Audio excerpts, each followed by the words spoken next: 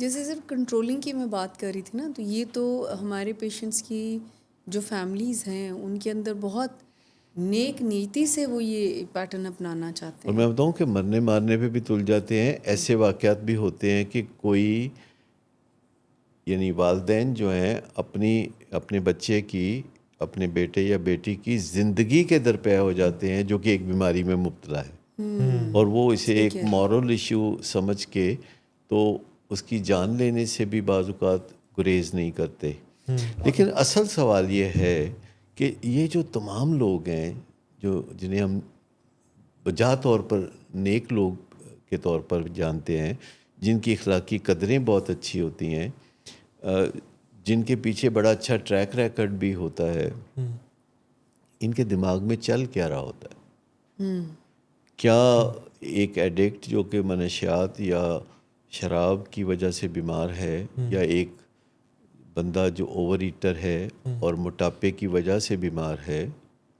یا ایک بندہ جو ورکہولک ہے اور اس کو بلڈ پریشر اور شوگر ہو گئی ہے اور وہ اسٹینٹ ڈلوانے اسپتال بیٹھا ہے، یا کوئی بھی بندہ جو نیکی کی تبلیغ کرتا ہے، لوگوں کو نماز روزے کی طرف لگاتا ہے، تو کبھی کبھی اس کا جذبہ، اس کا پیشن اتنا بڑھ جاتا ہے کہ وہ حدیں کراس کرنے لگتا ہے. اور ان کی بڑی واضح مثال جو میں نے دی وہ دہشت گردی کی ہے، کہ وہ نظریات کی خاطر یہ حدیں کراس کر رہے ہوتے ہیں جس میں وہ جان لے بھی سکتے ہیں، جان دے بھی سکتے ہیں، اور بعض اوقات تو پیشگی جان دے کے تو جانے لیتے ہیں. اور آپس میں جب وہ بیٹھ کے یہ ساری پلاننگ کر رہے ہوتے ہیں یا سوچ بچار کر رہے ہوتے ہیں تو وہ ایک دوسرے کو سراہ رہے ہوتے ہیں، تھپکی دے رہے ہوتے ہیں، ایک دوسرے کو سپورٹ کر رہے ہوتے ہیں. وجہ اس کی یہ ہے کہ وہ اس کے لیے ایک اچھا سا جواز تلاش کرتے ہیں، جو کہ ان کو ماضی میں حال میں کوئی اچھا جواز مل جاتا ہے. جب وہ اچھا سا جواز تلاش کرتے ہیں تو ان کے اندر جو آخری رکاوٹ ہوتی ہے دہشت گردی کی وہ بھی ختم ہو جاتی ہے، یا کسی بھی نشے کی جو ایک رکاوٹ ہوتی ہے. اس کو ہم کہتے ہیں کہ اخلاقی طور پر وہ ڈس انگیج ہو جاتے ہیں. اب وہ ان کو یہ گلٹ نہیں ہوتا کہ یہ کوئی برا کام ہے، کیونکہ وہ اسے اچھا کام قرار دے دیتے ہیں کسی جواز کی وجہ سے. جب وہ اسے اچھا کام قرار دے دیتے ہیں تو پھر ان کے اندر جو موٹیویشن ہے، وہ جو انرجی ہے وہ بہت بڑھ جاتی ہے، اور پھر ان کو لائک مائنڈڈ لوگ مل جاتے ہیں جو ایک دوسرے کی پیٹھ تھپک رہے ہوتے ہیں. اور ایک مقصد نظر آتا ہے، انہیں ایک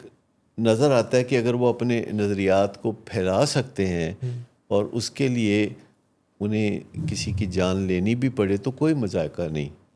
کچھ لوگوں کو قربانی دینی پڑے تو کوئی حرج نہیں. اور ان کے نزدیک یہ جو لوگ جانیں کھو دیتے ہیں یہ محض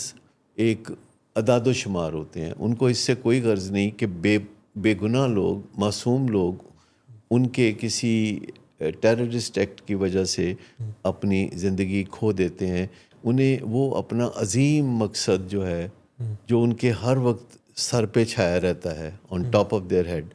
نارملی بھی آپ دیکھیں کہ زندگی جب ہم گزارتے ہیں، آپ میں سب انسان، تو ہم ایک آٹو پائلٹ پہ ہوتے ہیں.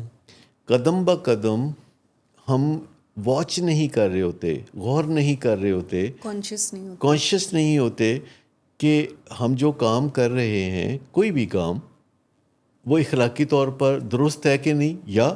ہماری اپنی ہی قدروں کے مطابق ہے کہ نہیں. بالکل صحیح کہہ رہے ہیں. اور ہم نہایت لاشعوری طور پر زندگی میں سارا دن کچھ نہ کچھ کرتے رہتے ہیں. اور ہو سکتا ہے کہ کچھ لوگ شام کو جب سونے لگیں تو وہ اپنے دن کا جائزہ لیں تو انہیں کچھ اپنی غلطیوں کا احساس ہو. لیکن مومنٹ ٹو مومنٹ جب ہم چل رہے ہوتے ہیں کام کاج کی جگہ پہ، گھر یا بازار میں یا معاشرے میں، تو ہم کو اتنے